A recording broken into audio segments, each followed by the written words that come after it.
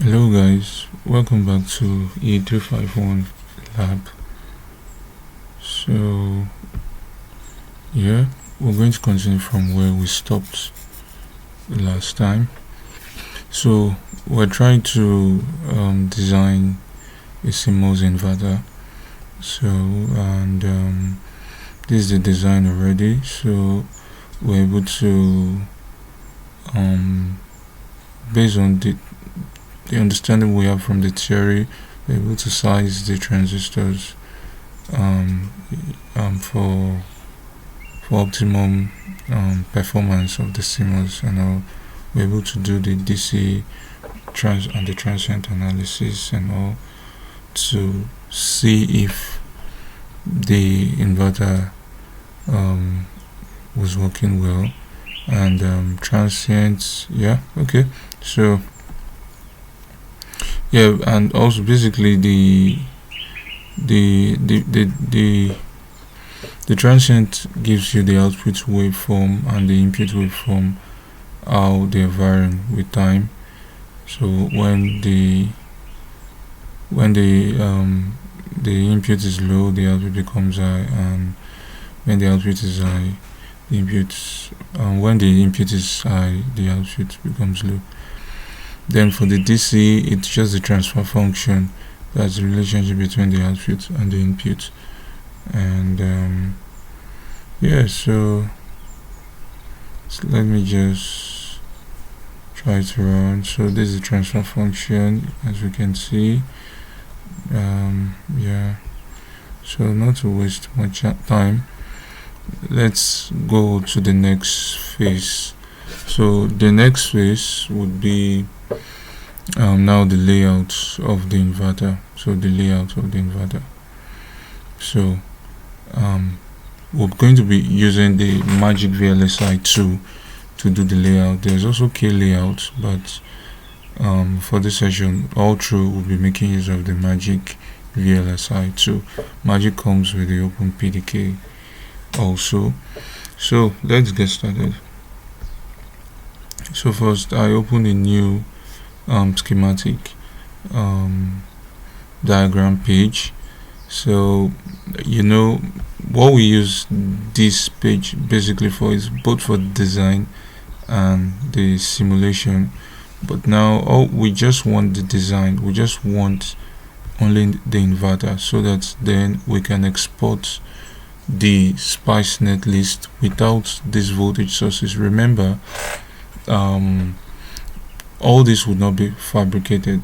That the voltage sources and all, they won't be fabricated. So it's just the inverter itself that needs to be fabricated. So now we're talking about layout. We're just going to be focusing on what is going to be fabricated. So what I'm going to do now is to copy just this inverter, everything here, that's everything in this area that I've selected already. I copy it to the new schematic page I just created. So, and remember, C for copy but not DJ copy. So yeah, and here is it. So what did I just do after? Oh no, so let me delete. So after selecting C, so you select, then you hit the C button on the keyboard for copy, then you move to, you just continue navigating to the new page, then you click on it, then it's just going to follow down. Yeah, that's how you're going to do it. So let me save, since changes have been made here, and let me also save here. So what do I want to call this now? I can just name it anything. Since it's just only the inverter here, so I can just name it as let's say E351. This is just the inverter alone, so maybe this is fine. Any name. So okay, so saved. It's still zoomed in, so let me zoom out a little to have more area. And so that will be I think Shift Z. Okay, Shift, so that will be Control Z. So I think this is okay, so I just want to adjust this a little, and that's me moving it. So remember, M for move. After selecting, you hit the M button, place the cursor wherever to approximate area you want to move it to, so then you move.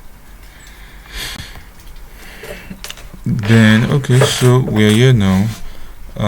Like I said in the previous videos, yes, capacitor can be fabricatable, but for this very design we don't intend to fabricate the capacitor. We just only place the capacitor there for simulation. We're trying to simulate the working environment of the inverter. Like I said, the inverter basically will be placed amongst other logic gates, and the inputs to other logic gates are usually the gate of the transistors, which have some capacitance, so we're just trying to model that environment. So we don't need it for fabrication, so I'm going to be deleting the transistor the capacitor here. So you select and you hit the delete button, so everything here delete. So what next? The next thing now is to you see this port. Basically this inverter can be seen as a system. So system, a system has input and output basically, right? So since we want to be transferring this to the layout environment, we need to transfer it as a system with ports, or as an object with ports.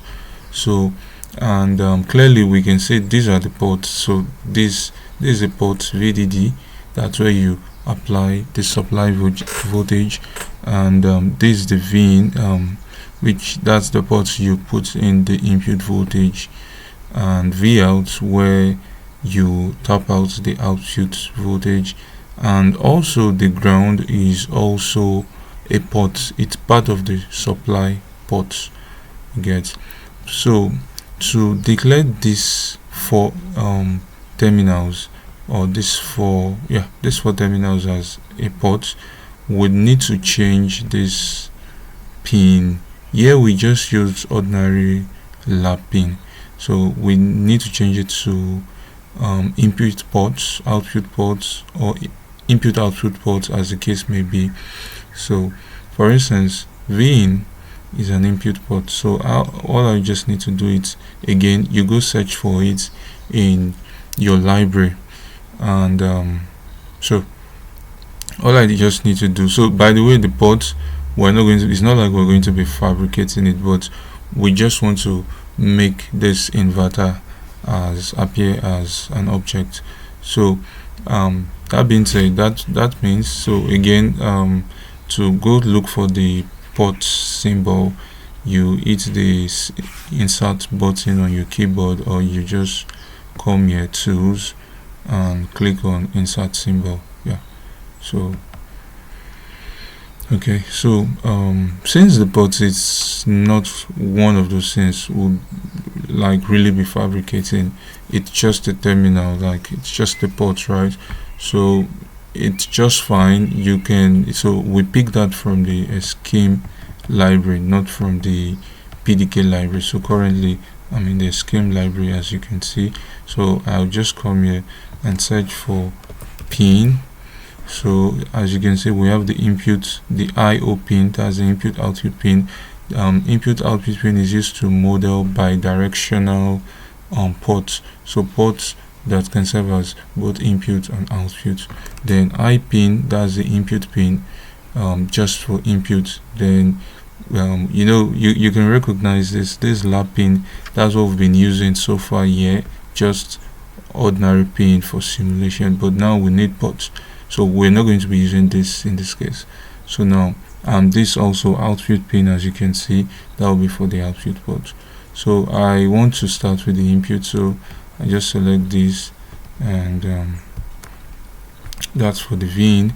Then the VDD and the ground, like I said, they form the supply port, the power supply port. And basically power supply can go both ways, it's bi-directional. So we're just going to use the IO pin for the two. So I go again, I select, so I just search for pin. This time around I need IO pin, this, and place it. Since I need two, I can select and copy C for copy, but not DJ copy. Yeah, maybe dry joke. Okay, then lastly the output ports. So again I go insert and search for pin. So now O pin, that's output pin, I select. Okay, place it here. So now next thing, we're going to be deleting all these lab pins that are not ports. So I'm going to delete this and replace it with the input port symbol. So you select to move, select, then you hit the M button, then you move your mouse or your cursor or your trackpad. So then next I label it. Of course, that's our VIN, it still remains VIN even if the port, it has been changed to a port. So this I move, or I just delete. So this input output, I'm going to be placing it here. But let me rotate it first. I don't like the orientation, so again I think that will be Shift R, so for rotate. So this is the orientation I want. Then I hit the M button for move, then rename it. Of course it still remains VDD. So same thing for this, for the ground, which would be named as our VSS. So I delete the ground, then let me rotate this, then move, then lastly I take this off, I delete it, then that's still our V out, but now it's a port. Okay, so we're good. Let me just check the time. Okay, 13 minutes. So let's see. Okay, so what next now? So the next thing is, let me see. Okay, I would have liked to resize the transistors, because in advance I know that the layout tool, that's the magic, by the time I import this, would have problem with the length. The lengths are too small, like for the magic tool, though it's called 180 nanometer, though they are all naming gimmick, but the names of those, the PDK, so for instance we have the Skywater 130. It's a naming gimmick though, but you can say the minimum length that is fabricatable in the Skywater foundry, it's for that technology, it's 130 nanometer. But like I said, that's not always true. In fact, for Skywater it's about 150, that's the minimum. But usually you're advised not to design using the minimum length. No, you're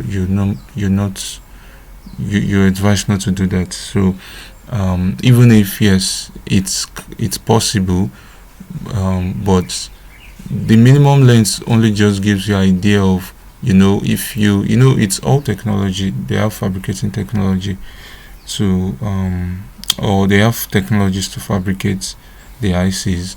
So the minimum length just gives you the idea of, okay, if you want to stress those equipment, how would you do that? So for instance, one way is to specify the length to be the minimum.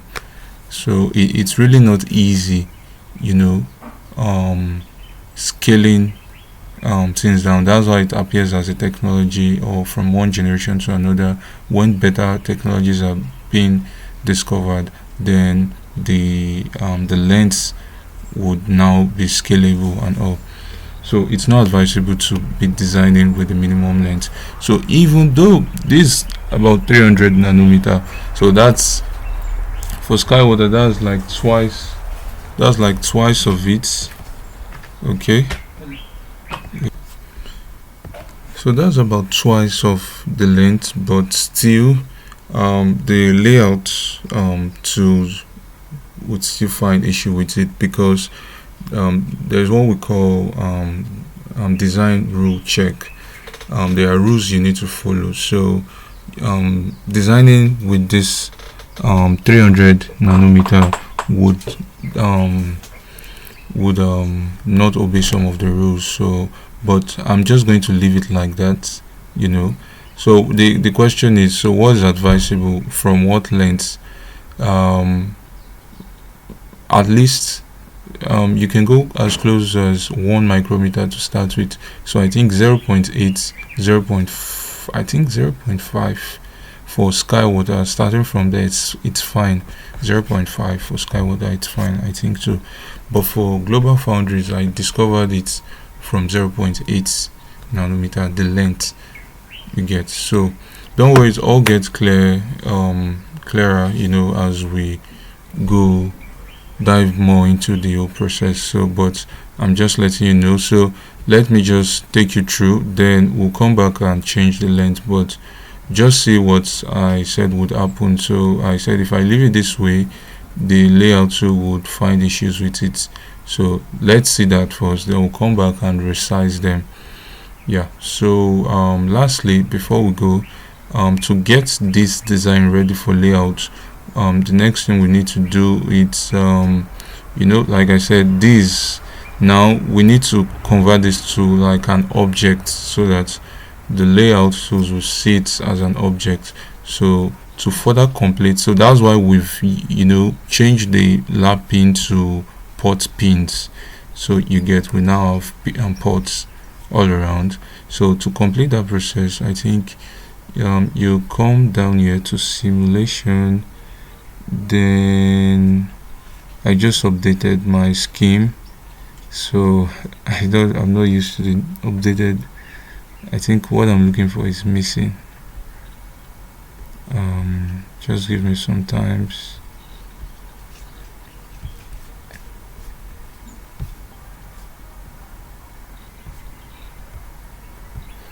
Okay, like I said, I just updated the PDK to a newer version.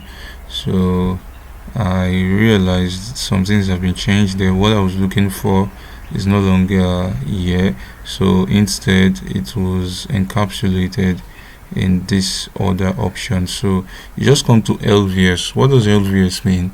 LVS means layout versus schematics. If you check that design flow I showed in the previous video, one of the steps would have to do after layout would be the layout versus schematics. That's LVS. But don't worry for now, so just click on this, then this is what we're interested in. So if you're still using the older version, this option here, LVS Netlist top level, is a sub-circuit. You'll be able to find it here. It won't be hidden, I think, for the old version, but for the newer one it's been hidden here. So just come here, so you can see top level is a sub-circuit. So we're telling it that it should see this as a sub-circuit on its own, so that way it more of would have to see it as an object that contains a circuit. So I'll just do that, and yeah, done. Again, let me save our progress. So yeah, so I'll stop here, then we'll continue from there. So then we'll be going to magic. Thank you.